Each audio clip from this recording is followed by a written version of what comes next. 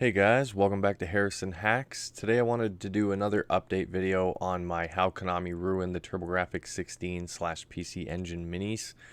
I just wanted to set a few things straight with people. Like, it's not that it's horrible, because I wouldn't know. I haven't tried it.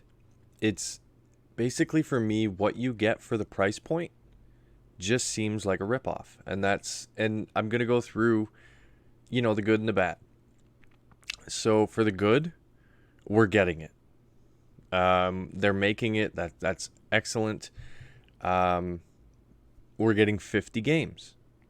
Now, however, only 24 of those games are in English. The other 26 are in Japanese.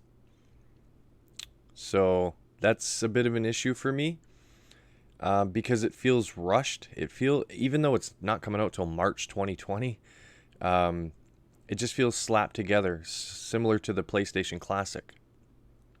I wish they would have done some English translations. At least Castlevania Rondo of Blood. I really wish that they would have just done an English translated version of that one, for those of us in North America. But they didn't. Having all the same games on all regions feels kind of, lackluster, only because there's really no reason why you would buy all three. I mean, they look different, which is cool, and I'll give them that. They're all really nice looking consoles. But I would have liked to see some exclusive on each region. So, and at $100 and you're getting one controller, I think you should get two. Even the PlayStation Classic gave you two.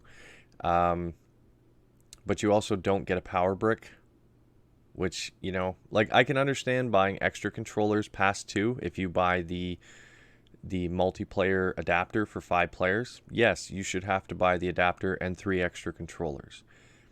But a power brick and another controller just to play 2 players seems like a bit much, especially when you're already paying $100 for the unit. Now, it is really cool, and 50 games is a lot of games on a mini console. It'll get hacked, and that's something to look forward to as well. Like, the games list, I go through and I talk about what games that I would want to see on there and what's not on there, and so on and so forth. But when this thing gets hacked, that's not an issue. We know it can run TurboGrafx CD games. We know it can run regular TurboGrafx games. So it's not like we're going to be limited. Depending on what emulator they use and how good the emulation is. But I'm sure someone's going to have, RetroArch up and running on this thing in no time. But I just wanted to clarify, it's not that I'm bashing it per se. It's just, for $100, I expect better. I expect more. And not a lot more. I mean, okay, I can get over the fact that half games are Japanese, half games are English. I can get over that because, like I said, it's going to get hacked, so no big deal. I can put on whatever I want once it's hacked. But I do think for $100 that they should include a power brick and a second controller. That's just my opinion. People may agree, may disagree. They think that, $100 is fair, and I will pay extra for the power adapter and the extra controller, and that's perfectly fine. But in my opinion, $100 US is a lot of money for a mini console when you're lacking certain things. I have seen no links for Amazon Canada yet, so that's another thing, at least for us in Canada who do want to pre-order it.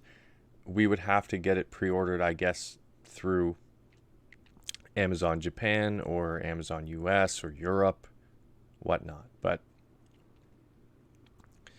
this is just me clarifying kind of my statements before, and I was super excited with the announcement of this, and I'm still hopeful.